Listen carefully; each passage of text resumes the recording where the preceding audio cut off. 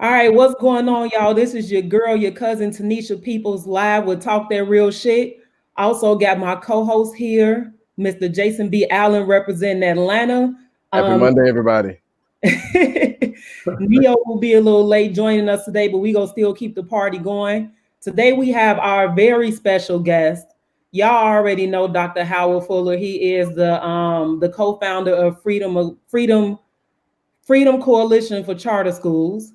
And also we have Laura McGowan Robinson, who is the CEO of Diversity and Leadership Institute. Sorry, y'all, if I butchered that. It's a little early on the Monday. I'm still recovering from a weekend, but I really do apologize. But thank y'all for being on the show today. We are excited to have y'all, and we just want to kick the show off with what's going on. Well, what happened this weekend? I know Jason, you were just going off about this ongoing situation in Atlanta where they trying to, criminalize these young Black boys for selling water, which they do that in every city across America because it's a side hustle. So talk about that a little bit.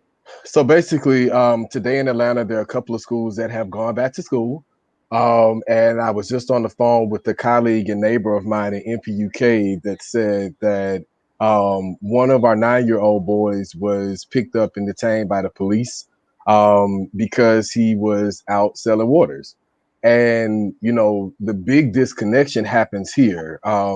Speaking to my colleague, um, she's down there. She had to find transportation for this young man's grandparent. And this is the second youth that I have been informed of that has been detained that is living with grandparents that are raising school age children. Both grandparents are in this household. However, they have not left the house at all. This year, they've had people to drop off, food for them, supplies for the 5 grandchildren that they're raising, but the grandfather is still working, so there's a shortage of money that's coming in the house. Neither here nor there. I think one, we're doing a disservice by detaining and or arresting, holding, putting in handcuffs, chaining them together, tying them with ropes, whatever it is that um, officers are doing to Black boys is, in my opinion, inappropriate and should not be happening. Two, it also calls to the fact and the point of defunding the police and monies that, to be quite honest, Black mayors, Black city council leaders, Black elected officials are giving to police departments that continue to have social justice issues with the Black community, but fail to fund organizations like Hey Atlanta, helping empowering youth. They are doing the work where the city is failing and the school system is also failing to reach these families. So I know that was a 1-minute spiel, but I wanted to make sure that that information was provided because we have an obligation to support, protect, and encourage our children and our seniors. And right now, we're failing both.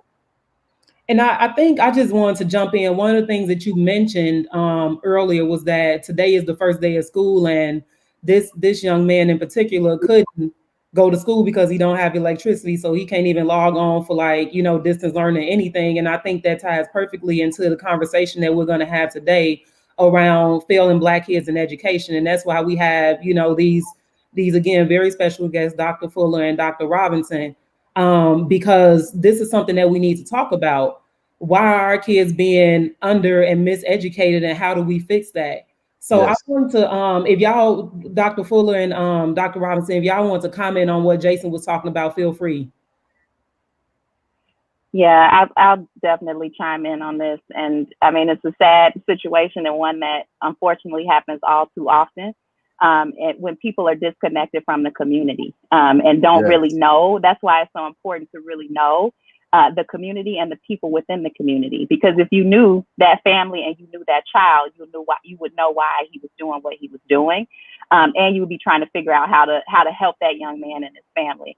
So I think this all goes back to the idea of making sure that we have police officers who are from our communities, who live in our communities, who know our communities, instead of folks who are shipped into our communities, then trying to police us. So That's right. I think it's sad, but I'm happy to hear the level of engagement that you're involved in around this situation, but unfortunately, all too familiar, and also all too familiar in our schools around over policing our kids in our schools. I was just preparing a presentation a bit earlier talking about how, especially in Black communities that are high minority communities, where we have more police than we do counselors. And what world would we live in if we had more counselors than we had police officers? So I think that this is a very important issue, and I thank you for shedding light on that. I think that's awesome. Tanisha, I wanted to add to that point. I know that Atlanta has, under our mayor, Keisha Lance Bottoms, who's a fellow Astro. We graduated from the same high school, not at the same time, but definitely a powerful school. Under her tenure, there has been a push for police officers to move back into the city and help build these relationships. I wanted to take that to another step and say that I think that organizations such as KIP, Kendesi, our charter schools, and even Atlanta Public Schools should be doing some type of incentive and initiative to have more of our staff members and our teachers also in these communities, because there is a breakdown with the youth that are being failed in public schools and the people that are teaching them. So I wanted to add that. Mm-hmm. Dr. Fuller, did you want to chime in? No, I don't have anything to add. All right, so let's jump into this, y'all. I want to, with our conversation today, talking about, how Black students are being failed by the education system and, what we need to do to rectify that. I kind of want to go back into history and a little bit back to the integration of schools and ask a question around how have we allowed, as a community, our Black kids to be failed when we look at, how integration kind of caused the breakdown of their education, with so many Black teachers being fired and, so many just policies following after that led to the perpetuation of different opportunity gaps and the school to prison pipeline. Are we partly responsible for that as a community? And how are we working to fix that now? What efforts are in place? That's good. Yeah, well, we are definitely partially responsible. I think largely responsible. Some days, depending on what day you ask me. But let me explain why, though. So, Tanisha, you wrote an article that, no matter how, I forgot what a title was, no matter how you go back to school or whatever, you already know poor Black kids going to get screwed. I think that was the gist of it, right? Yeah. So I think the point I want to make 2 points. Number one, it's always important to understand what integration is and what it is not, what we thought it was going to be and what it turned out to be. And so one of the books that I reference a lot on this issue is The Lost Education of Horace Tate. And the reason why I reference that book is because that book talks about the organization of Black educators in Georgia before we could be a part of the white union. Black people had to organize their own education organization. It's called the Georgia Teacher Education Association, I think. And I think it was in 1964, somewhere around in there, they invited Martin Luther King to come and address the annual meeting of their organization. What Martin Luther King said was instructive. He said that when white and a lot of Black people look at integration, what they look at are numbers. And they look at how many Black people, how many white people, whatever. He said, what you really need to understand is if power is not shared, integration is not worth doing.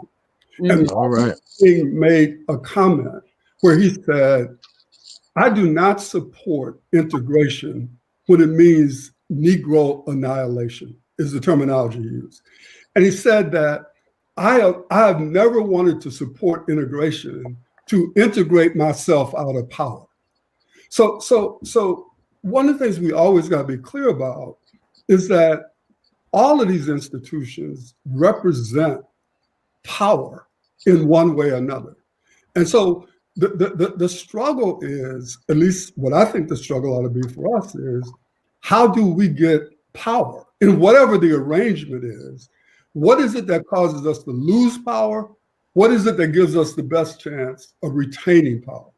And then when we retain it or get it, how do we use it in the interest of Black people? Mm-hmm. Because I was very interested in the comments you all made about, we need to have more Black police, blah, blah. It depends on the mindset of these. That's right. Absolutely. Usually we need more Black teachers. Well, we need more Black teachers who have a liberation theology as a part of how they're going to approach teaching our kids. You don't need more Black teachers who already like messed up.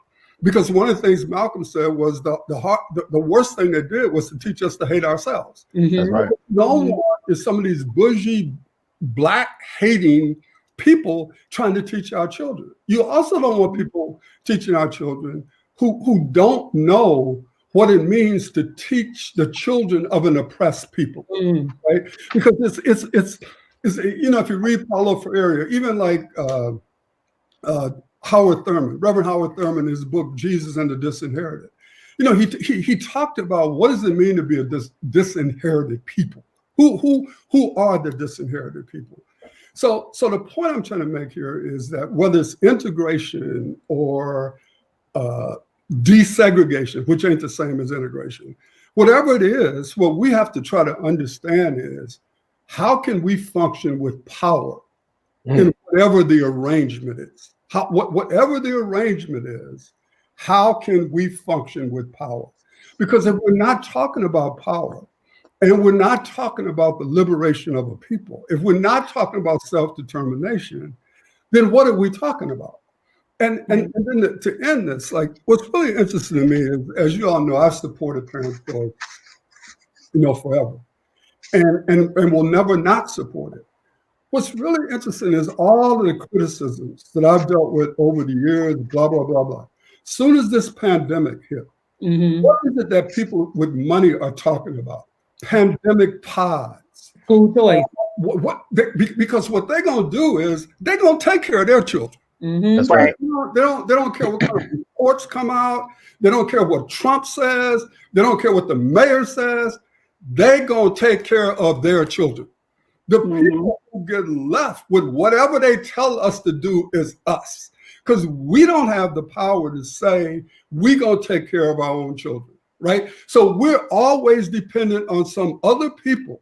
That's right. To take care of our children. Yes. And so until we can address the power arrangement, until we can start talking about both economic power as well as intellectual power, so that we can begin to gain control of our own institutions, our own communities, not in an isolationist sense, but just that you got to have more ability to determine what is best for you, your children, and our community. We're not in that position today.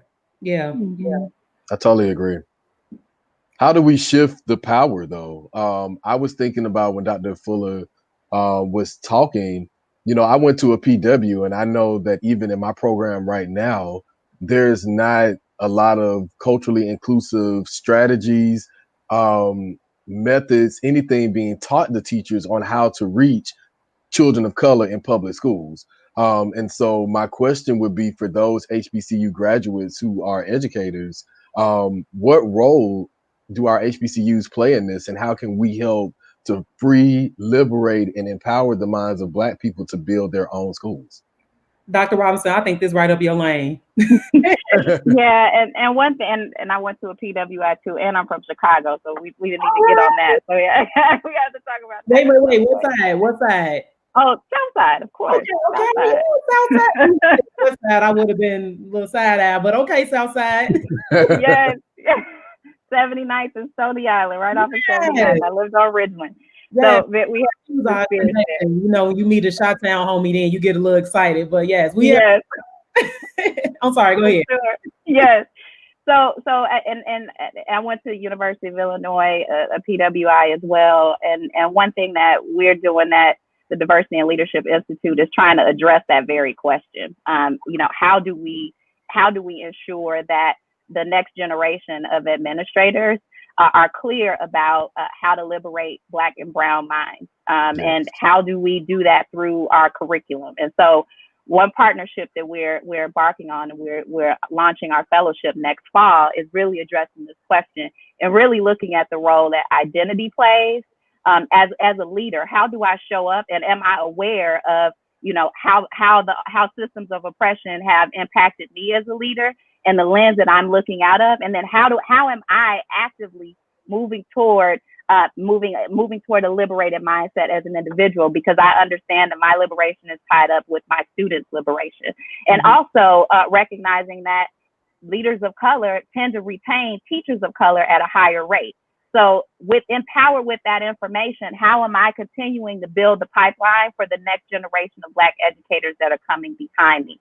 How do I ensure that that pipeline is not leaking? And how do I ensure that they are getting the tools that they need, and that they aren't, having the Black tax put on them, as they are in so many other schools that are led by our white counterparts, and quite honestly, some of the Black counterparts who haven't embraced this mindset, that we don't have to be the dean. We don't have to be controlling the students, but there are ways to ensure that our students get the education that they need with a more liberatory curriculum. And so part of that work is that self-examination, and then moving toward, okay, now what does this look like in the curriculum?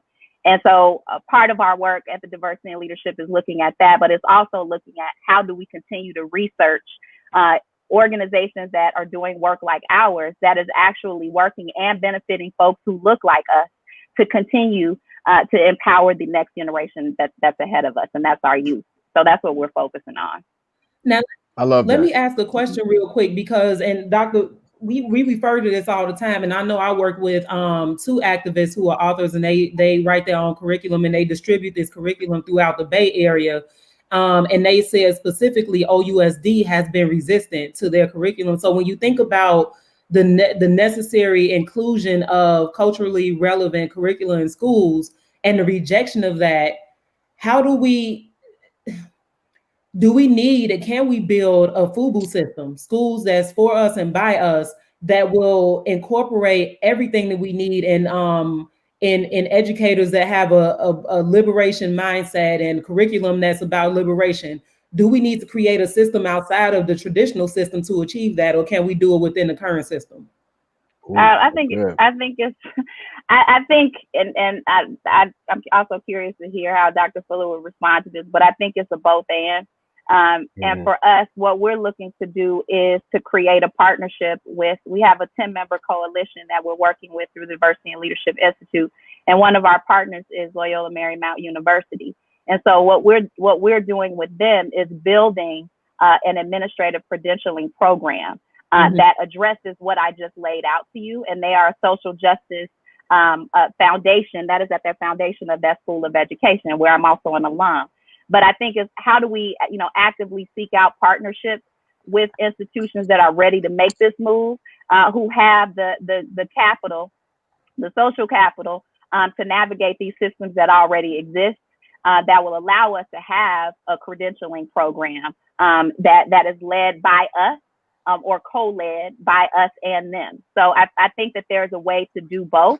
And there are organizations out there already who are doing this. I'm thinking about Fortune Schools. Margaret Fortune, she has a organization that does this independent and has her own School of Education. So I think that there's a way to do both. Yes.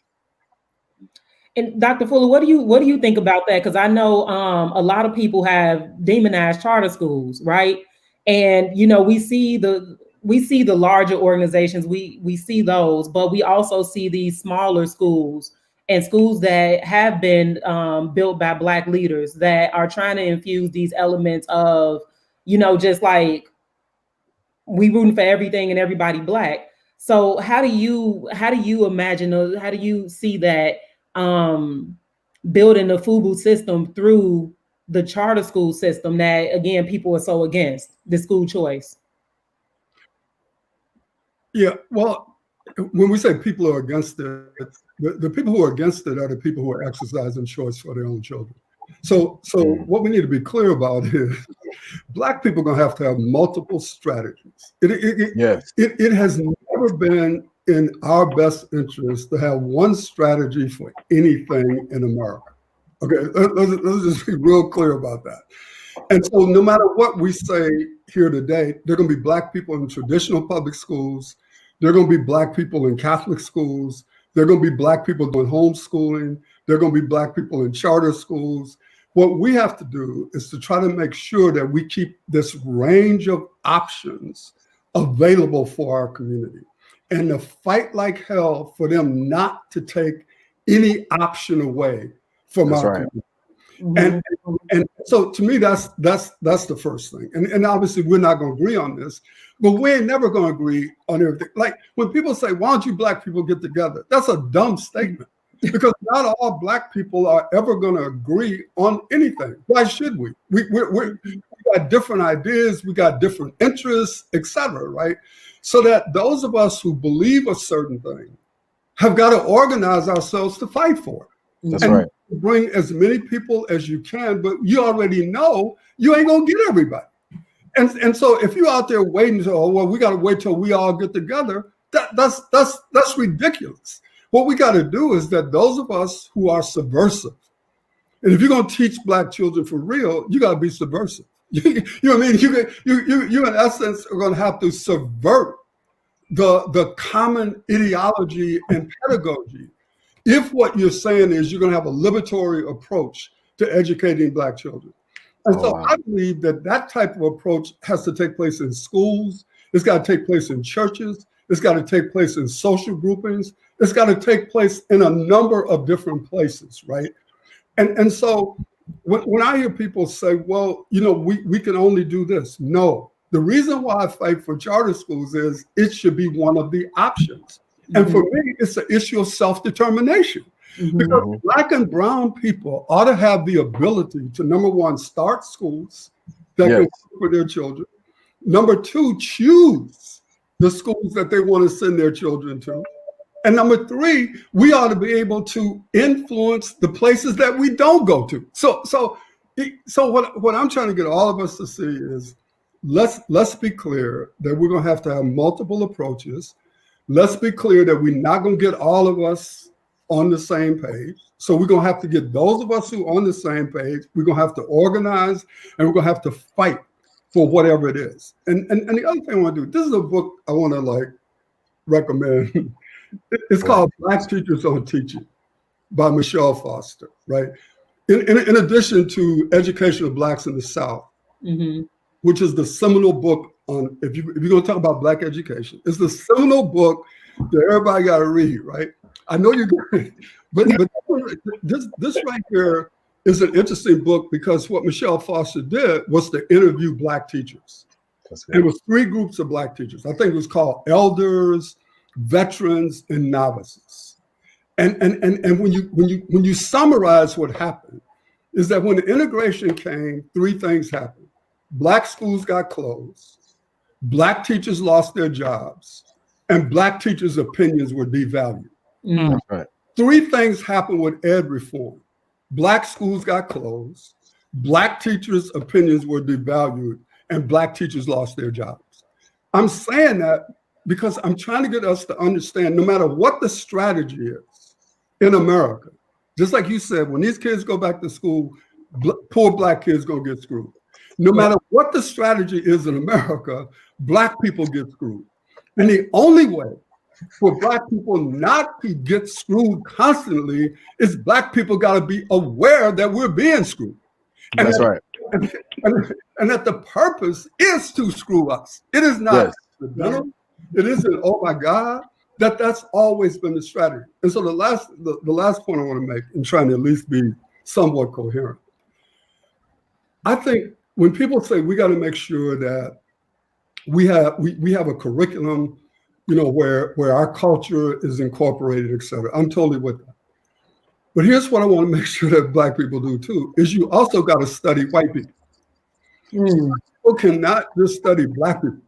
Black people got to study white people, because you got to understand what white people have done, how they have done it, and how they continue to do it. If you only understand yourself, you're not going to be able to get past what they're doing. Now you need to understand yourself so that you have a core sense of who you are, but you got to understand them. So for example, when people say to me, there ain't never been nobody like Donald Trump, that's because you ain't studied Andrew Johnson.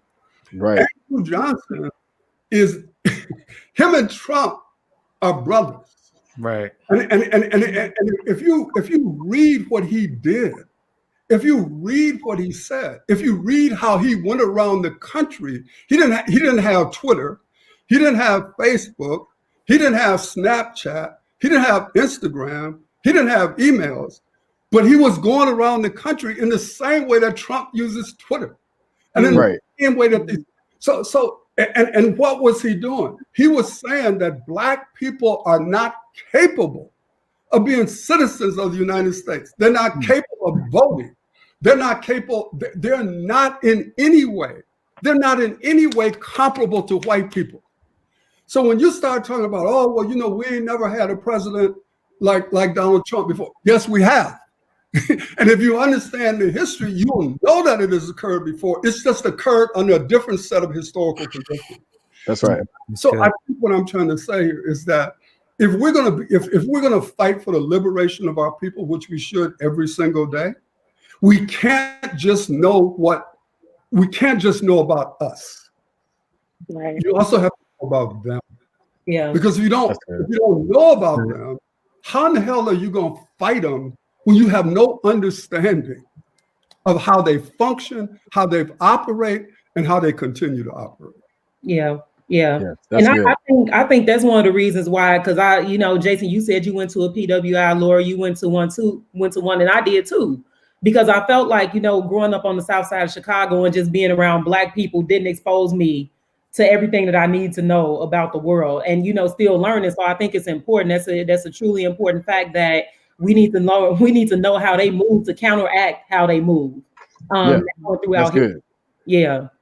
But Tanisha, I would add to your point that we don't have enough Black people that know who they are and know our history and know what our ancestors have done to dismantle and disrupt the system. So if our Black children, if our Black teachers, because I am seeing a lot of Black teachers who are like, oh, I'm woke now, and oh, I know this, and I'm informed. Ma'am and sir, y'all been teaching for more than 5 years and y'all just now waking up. That is a problem. Black, white, indifferent. We don't have enough Black teachers, enough Black people who know our struggle. As an ELA and special education teacher, I'm big on reading. So here's my book, Begin Again, James Baldwin, and he speaks about in 1963 when Du Bois passed away and King and other civil rights leaders came together and were like, listen, he has left us a message. His message was, what are America lies, and will you have the strength to expose them so that our people in modern terms can wake up? And I think that Dr. Fulle made such an important point of, we have to know what our counterparts are doing, but we also have to know what we have done that has successfully worked. And I don't think enough of us know that. Yeah. Right. So, even you might read he's conservative, and so some people just don't want to deal with him. I'll think of his name in a minute, but he just wrote a book because he's been talking, Thomas Sowell. He's been talking forever about the fact that Black excellence has existed. See, because one of the things that happens is we talk as if Black people ain't never done nothing, man. Right. Never created nothing of value in this society, right? Well, we built. Yeah, one of the things that Thomas Sowell talks about, whether you agree with his ideology or not, is that there have always been excellent Black schools, man. And that there have been excellent Black educators, right? This ain't no new phenomena that is just coming down the pipe. But again, it's what you said, Jason. We have to know that, right? And we have to be able to point our children to our own excellence. Mm-hmm. And if you don't know your own excellence, how the hell are you going to point to somebody? So those of us who call ourselves educators, we have to come to the table with a vast knowledge, right? We have to come to the table with two things. The fact that we know stuff and that we can learn stuff. And that we can actually learn stuff from our students. even as we impart knowledge on them. I mean, y'all know Dr. Fulle go come through here and preach all the time. So I hope y'all receiving this message, because I just want to segue. I think this is a perfect opportunity to talk about how we, cultivate that excellence now. Like I see COVID-19 as an opportunity, right? Yes. Like I've written a few pieces. Like before this happened, the government was saying we ain't got no money, and now they coming out with stimulus checks, nowhere. PPE, everything. They got everything. And then now we're talking about, reallocating per pupil funding to get releasing it for the parents. So to me, this is an opportunity for us to really take advantage of this pandemic and cultivate that excellence. So how do we ensure that our kids, I know we talk about if we look at the current circumstances, our kids will be screwed.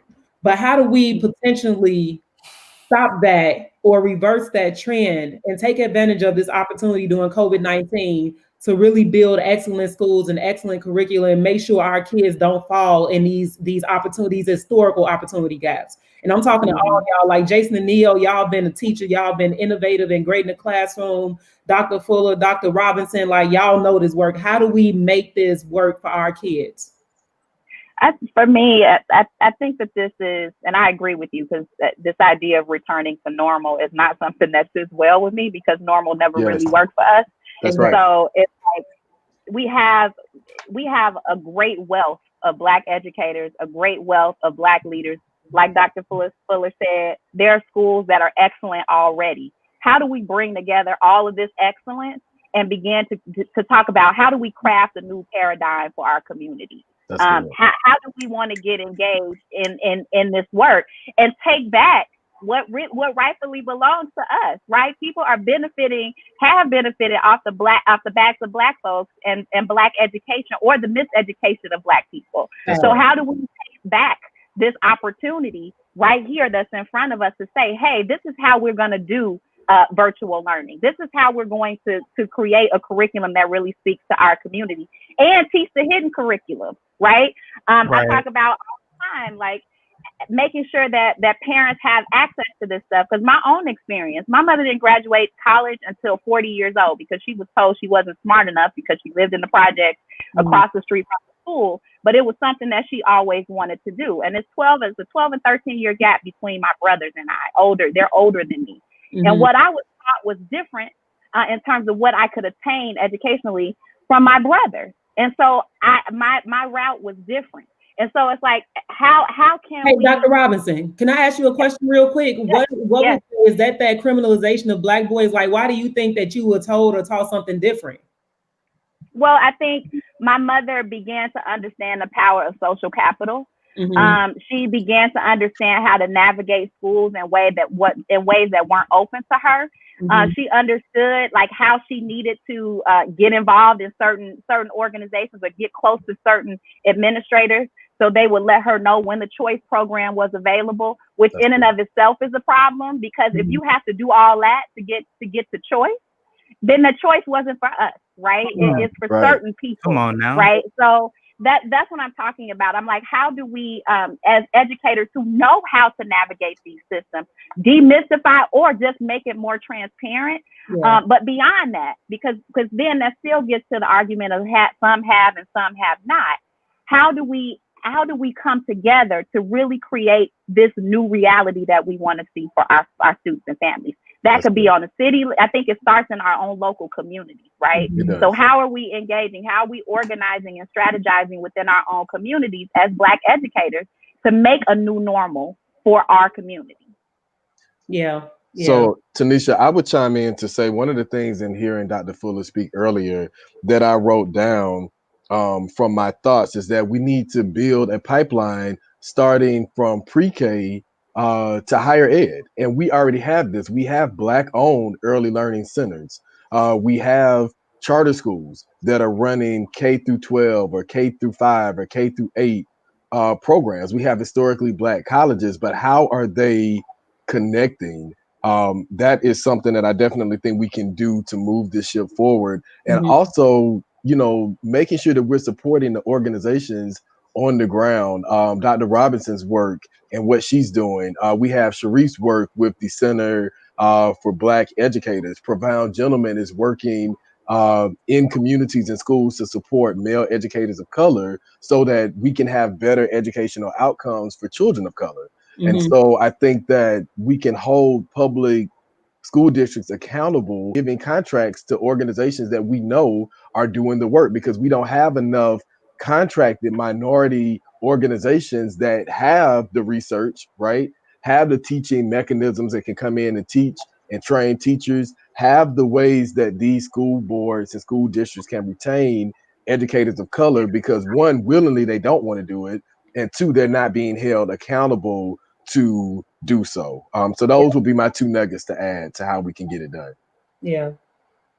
I think one of the things, I'm thinking about a conversation I had last week on the Nisha Meriwether show, and we were talking about designing a utopian school system that would be in Wakanda, right? So one of the things that we talked about, I think connected to this community schools aspect, is the fact that one part is what defines a teacher, right? So as an educator, you have to have all these certifications and things like that, when realistically we have educators in our community already. And so when we think about the traditional system, for me personally, I talked about how I would have benefited greatly from a Montessori education, but then I had a traditional education that didn't engage me so much. And so when we think about all the pieces in our community, we talk about churches. What can they teach us? The local entrepreneur who's had his barbershop open for 30 years, what can he teach us? The different, the beautician, so how do we incorporate all those pieces, thinking about rebuilding this system of excellence for our kids? Like, how do we incorporate that and change what an educator looks like to our communities versus how the system has defined them? So that's one of the things that I'm thinking about, like really infusing that community piece and using what we have as resources to incorporate them in this new educational system that we can build at this moment. That's good. And so I want to hop in here real fast. So earlier in the program, and I think I may have possibly been on watching on Facebook, coming from my COVID test. Everybody make sure you get tested. Dr. Fuller has said that Black Americans need to have multiple strategies.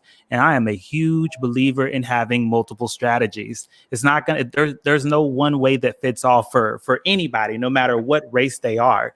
And then also, I remember last week we were talking about incentivizing Black activists in Black programs. There should be incentives if a barbershop that's been around for 30 years wants to have a reading program or push reading program, or even push campaigns for people to register to vote. They should be incentivized for that type of stuff, because white America, somehow they always seem to get endorsements and incentives for pushing certain types of agendas like that.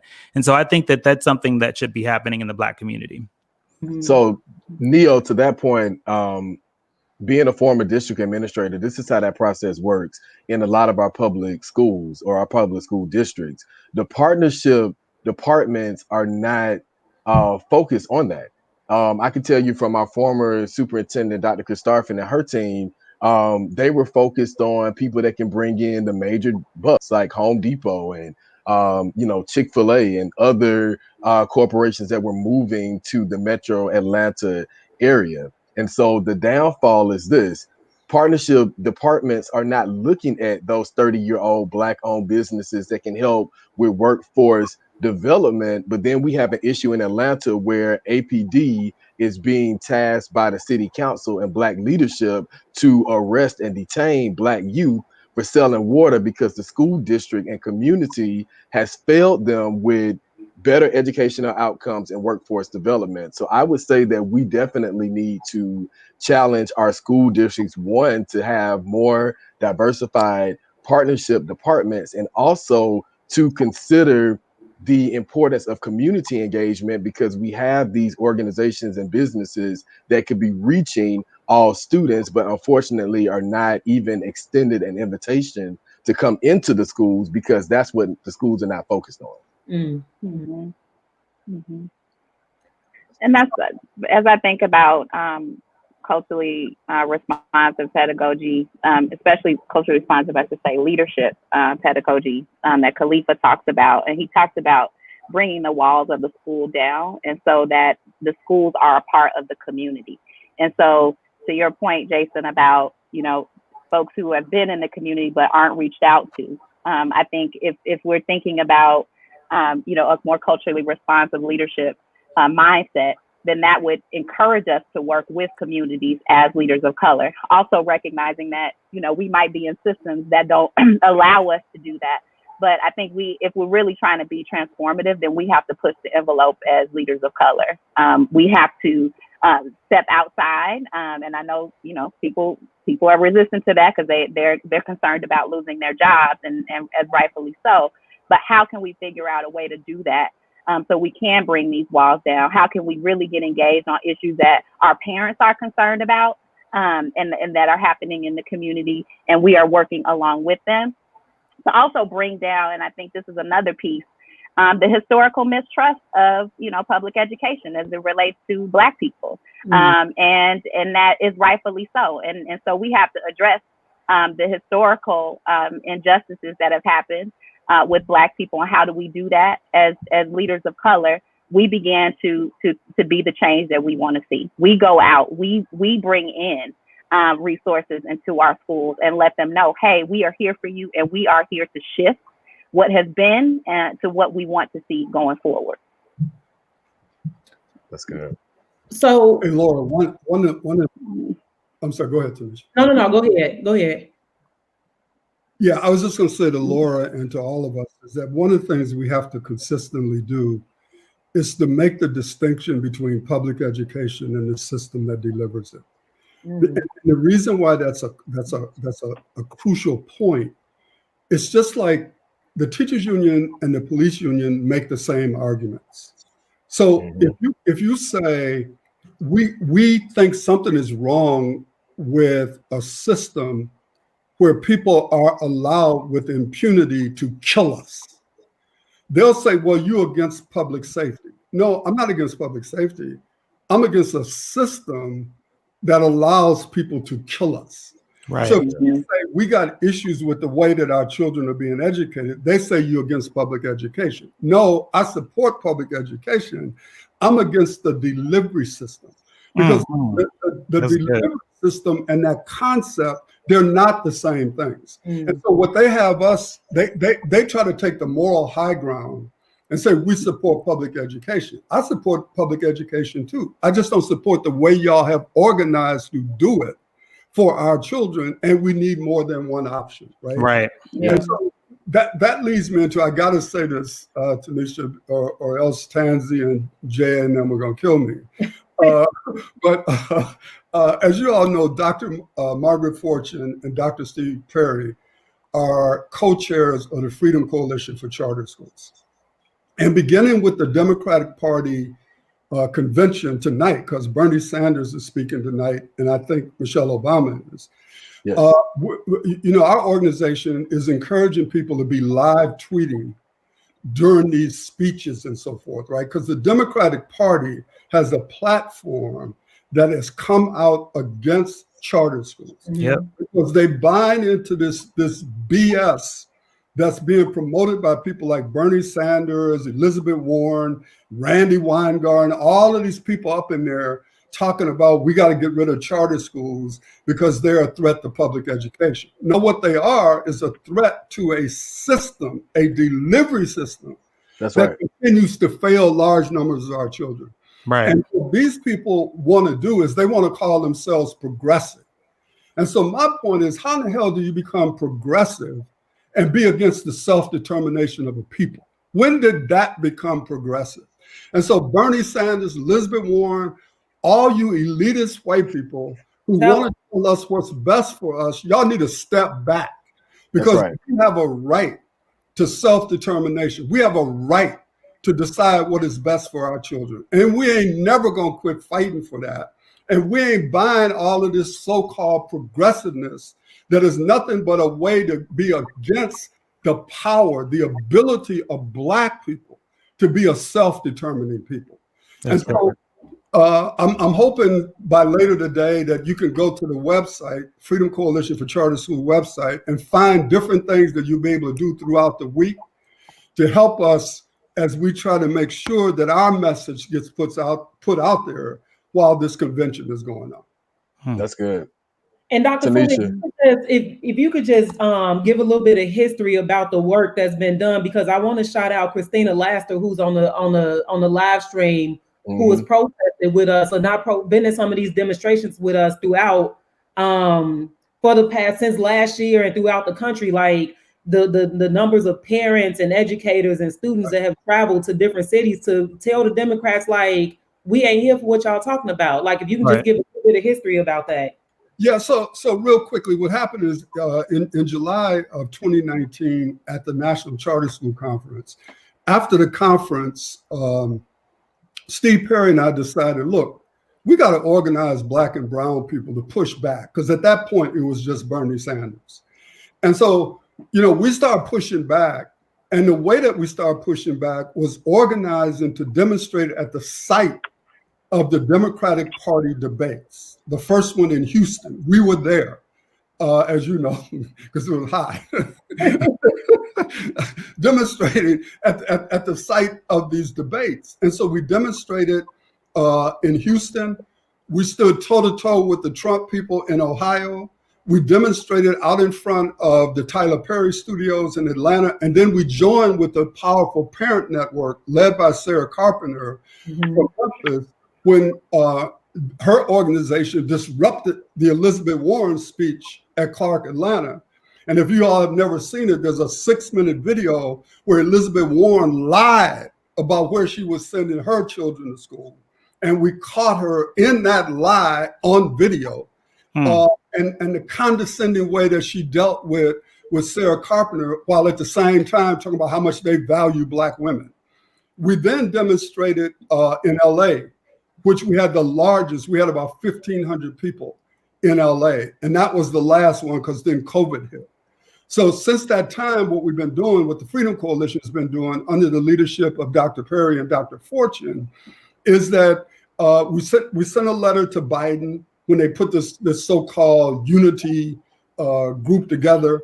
And we asked for a meeting with Biden. We have been meeting with a couple of people who are on the Democratic Party platform writing committee, because our objective is to try to not have them have a negative platform on charter schools in the Democratic Party platform. They do have it in there now, and we're still fighting to try to get it back. And so our position is really, really clear, is that we believe that if Biden gets elected, we're going to have to fight.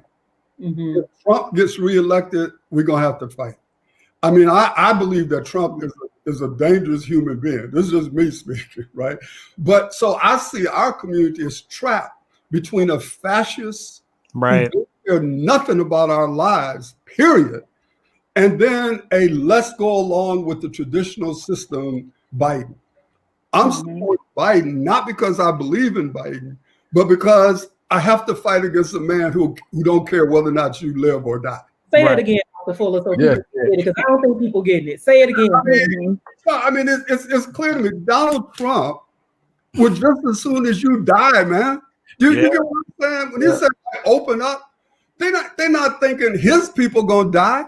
They like willing to sacrifice our lives. Yes. And if you think Black Lives Matter, which I do, then you got a president of the United States who don't give a damn about your life, your children's life, your mama's life, your grandma's life, none of your lives, right? That's what this man is. And he's been clear. Yes. You'd have to be a fool not to understand that. Yes. That's true. So from my perspective, I'm out here saying, as usual, Black people got a choice between a fascist and somebody who's going to be mealy mouth. I'm taking a mealy mouth person at this moment in history because I know I can fight a certain way against him. Right. But when you're fighting somebody like Trump, who don't care about nothing, no law, nothing, that's a more difficult fight. Right. Yeah. I think it connects to Thank in a just lot saying. of the books that we've been reading collectively, and I think that that's such an amazing thing. People are sharing ways to spread knowledge. But when we look at the track record of America, I mean, even Richard Nixon, and I know we didn't mention him earlier, but he used tactics to exploit white Americans into scaring them into voting for him and undercutting Yeah. America's greatness by saying, oh, well, black people want what's due to them. So that's a threat to the American tradition. But then Yeah. again, what is the American tradition for people of color who have been, ostracized in this country? So we have to be proactive in our stance in regards to, more specifically, school choice, and not being on the side of history where we were too quote unquote woke, that we took the choice away from black families to be able to have their children, educated in a way that's going to benefit them. Should we let them, continue to struggle in public schools? Yeah, but see, Jason, like we know what the history is, but the history started with us as indentured servants, and then the decision was made to enslave us. And all you gotta do is read about that much history to understand that this country was built on our backs, man. Yeah. That the free labor, the slave labor, was critical to the development of the United States. And so when Derek Bell in his book Faces at the Bottom of the Well keeps saying that racism is not some tangential thing in America, it is woven into the fabric of American society. Right. Without a That's doubt. So when people start talking about, well, we got to fight this and fight that, you fighting this and that's built on a set of racist assumptions that have been intertwined in the very essence of the society. So that these sub-institutions that we're talking about, whether it's education, the police, or whatever it is, they reflect the overall fundamentals of the country, which are racist. And people say that. The they culture is racist. Blah, blah, blah, blah. No, the country is built on racism, man. Right. Yeah. And that every day you get up to fight, you have to be clear about that. You can't, well, I don't know, I think, blah, blah, blah, blah. If you understand history, Jason, all of us, you know that. That's right. So we get up every day understanding that. And when you understand that, you always caught between a rock and a hard place in America, man. And so Leron Bennett wrote this book, The Making of Black America, which is a phenomenal book. And he said that back during slavery, Black people were caught between a rock and history's hard place. There was no possibility of freedom and no possibility of escape. So what we did, we had to keep fighting to keep the lines of hope and organization alive. This is what we got to do. Francis Fanon's book, Wretched of the Earth, every generation out of relative obscurity must discover its mission, either fulfill it or betray it. Those of you who want this thing with me, you got to discover your mission at this moment in history. That's and either like fight or betray. So which one is it going to be? That's right. That's it. You know what? If this was the end of the show, that would be the word, but we still got a few minutes. But I mean, man, a whole word. And I cannot express enough how much I feel like this is the time. This is the time. Oh, yeah, it's definitely. We can't do everything, but we can definitely do something. We can do as much as we possibly can. Yeah. And to be honest, Tanisha, enough people aren't doing enough. That's good. I think, I'm so glad to have Dr. Fulle and Dr. Robinson on. These conversations on these podcasts are so powerful because there are not enough people, unfortunately, regardless of what positions they have, degrees that they have. Everybody has a different experience, and they are not connected to our history and to the things that need to be done in order for us to truly gain the freedom that our ancestors spoke of. And so, my challenge would be, I actually have a question, not really so much of a challenge. As power is not shared, the conversations are starting to rev up, and we'll hear it more this evening in the DNC convention. but where is the power? Do Black parents have more power in, and we know the answer to this, but I'm just going to put it out there for listeners. Do Black parents have more power in traditional schools, or do they have more power in non-traditional schools? I think Black parents' power is increased when they have the capacity to choose. Yes. There's a little book called Exit, Voice, and Loyalty by a dude named Hirschman.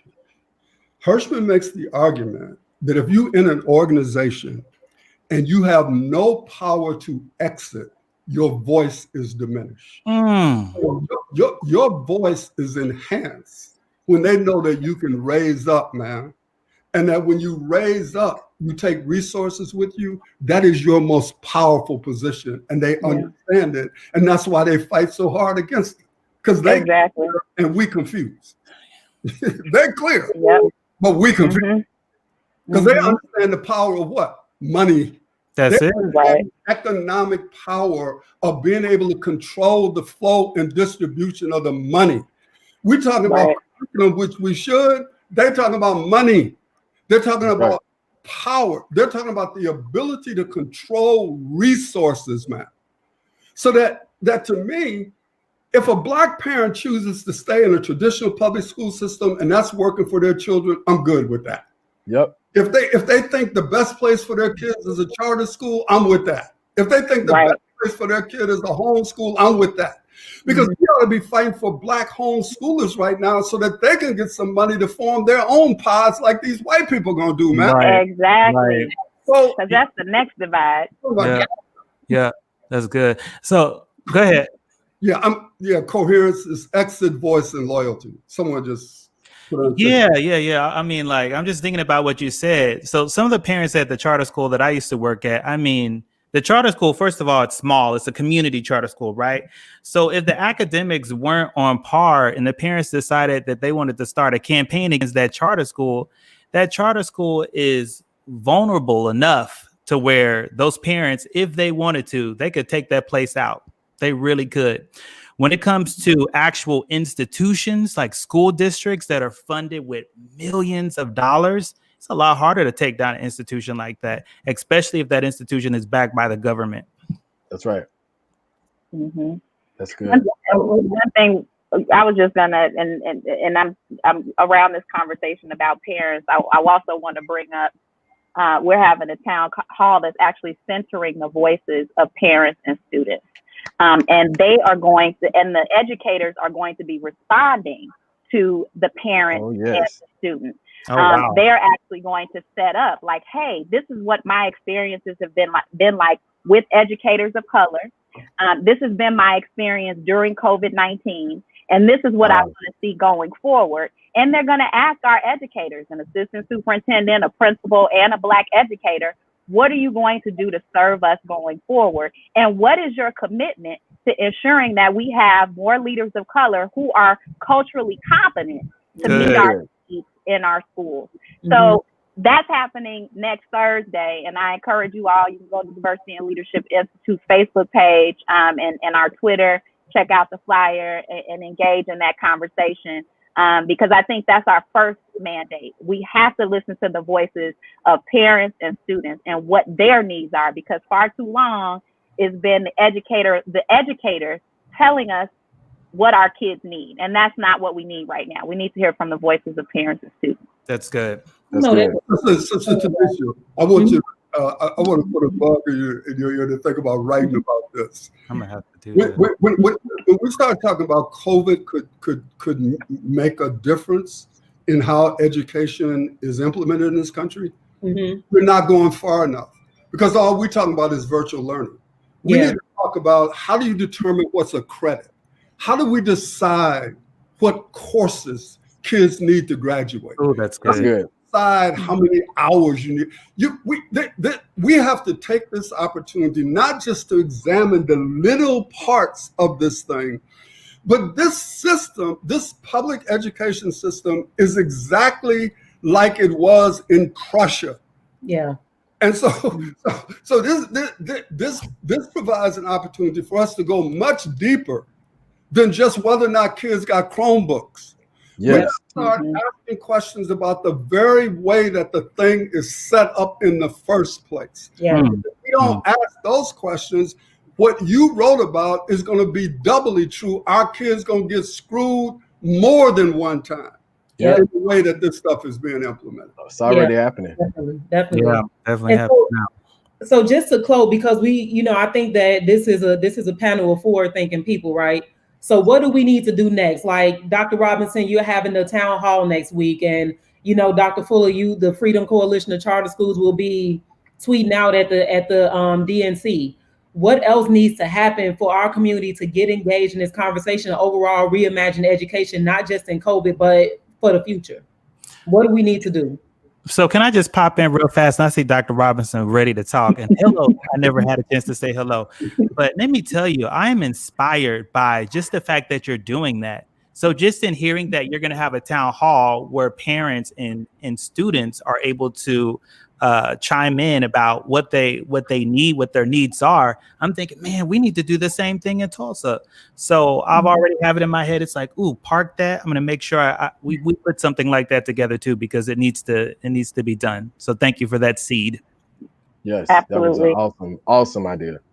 And can I just say that, and Dr. Robinson, I appreciate the conversation too, because it has to happen. We did something similar a few weeks ago in Chicago, kind of a panel with parents sharing their experiences and one educator talking about their experience, because largely the Black voice has been left out of this conversation, but everybody on the flip side wants to talk about, how do we help low income communities and communities of color, marginalized communities through this pandemic?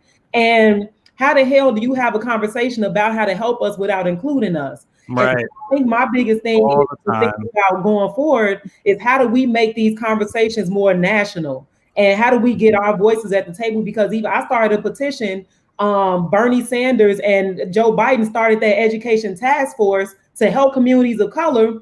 But then you got all these grass tops people and no grass. You ain't got no Sarah Carpenters on there, no Kerry Rodriguez is on there. You ain't got no parents on there that can truly talk about the issues at the grassroots level. But you got these people that so far removed from their damn community. They ain't been there in years trying to tell you how to help poor Black and brown people. That's good. What the hell? Also, So we gotta bring these voices to the forefront in reimagining and reshaping education, the education system that works for us.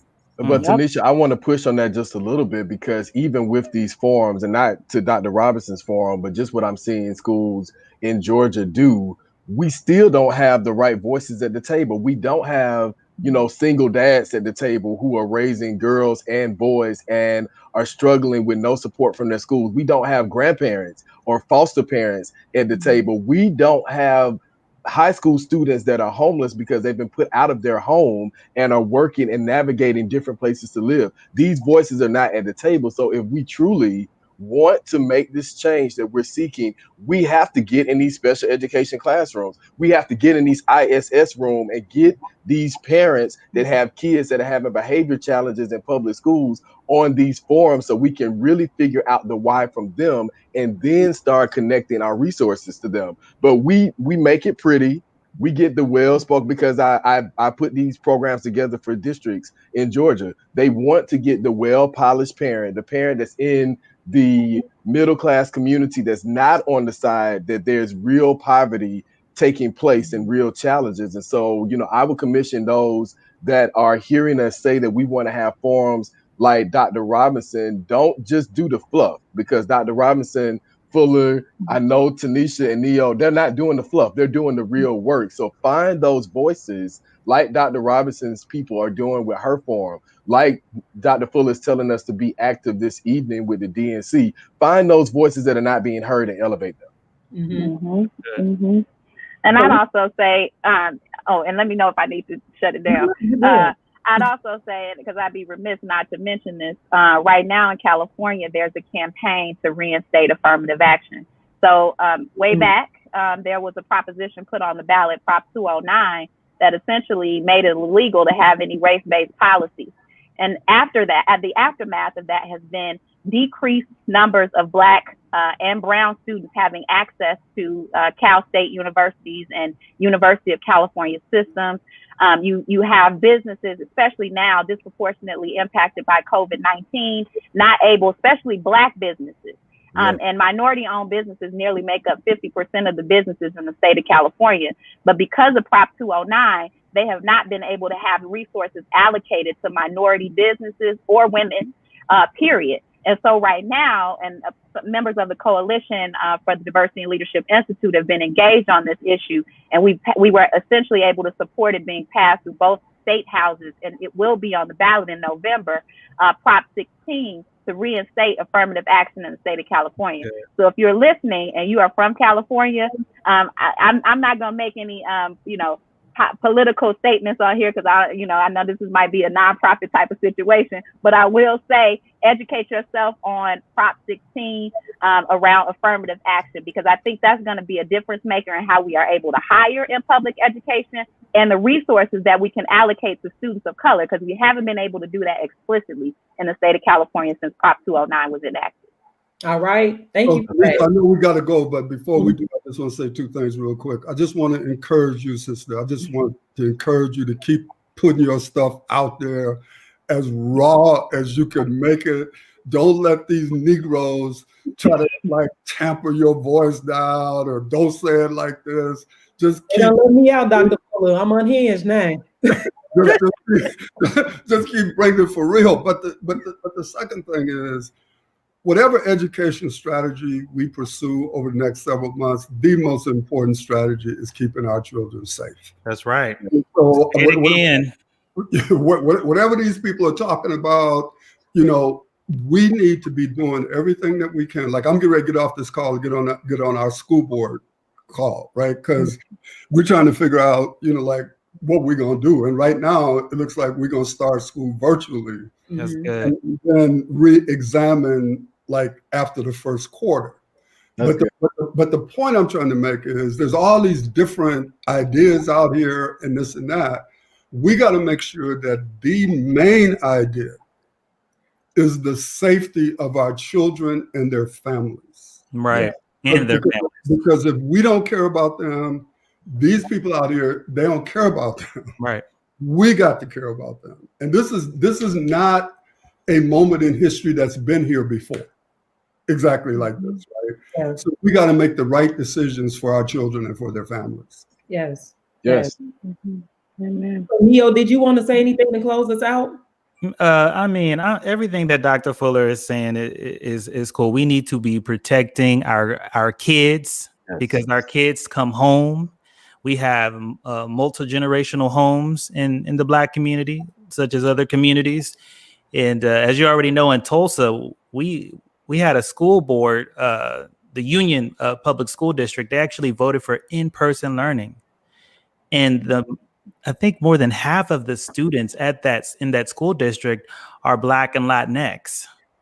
And we know that African Americans and brown people have been disproportionately affected by COVID-19.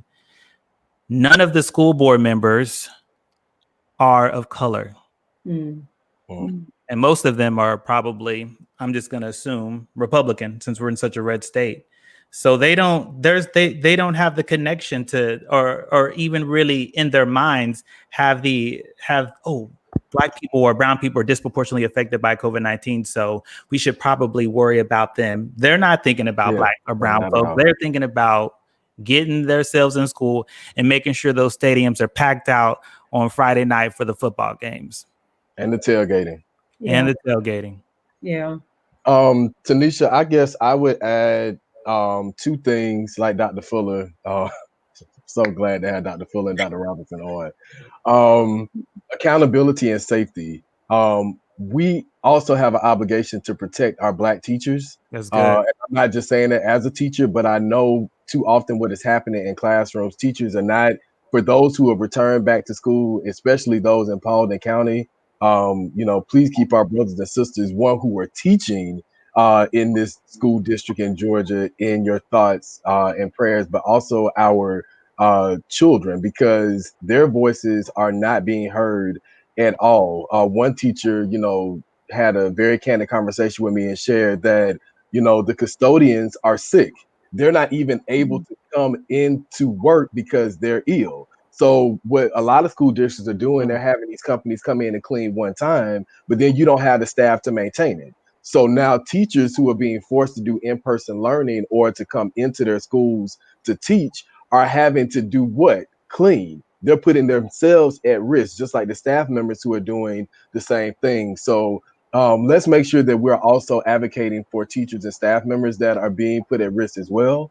And with safety and accountability, I saw someone comment about accountability, and we need to make sure we're driving accountability in the right way. Because when school leaders hear accountability, that equates to putting more pressure, more work, more things to do on teachers, as opposed to them doing the things that they were elected to do. So for those parents and those persons who were asking the questions on our podcast today about accountability, know that that accountability starts with the people that were elected, whether you voted for them or not. Hold them accountable. Accountability starts at the top, not with the people who are down on the ground, you know, in the trenches doing the work, because they become overworked by us saying we want accountability, and the people who need to be accountable are doing nothing but shifting it to them. So my thoughts. All right, y'all. Last thing I want to say is do the work. Just do the work. Don't ask no questions. Just do the work. I mean, if we have all hands on deck doing the work, then we will make Black Lives Matter. That's all I got for y'all. So with that, I want to thank you guys for tuning in to Talk That Real Shit. Special thanks to Dr. Fuller, co-founder of Freedom Coalition of Charter Schools, and also Dr. Robinson, CEO of Diversity and Leadership Institute. Y'all check out the website, see what they're doing, get involved, and again, do the work. So we've been head out. Me, Jason, and Neo will check y'all next week. Until then, we love y'all. Stay good. Keep protecting Black lives. All right, y'all. We out. Peace.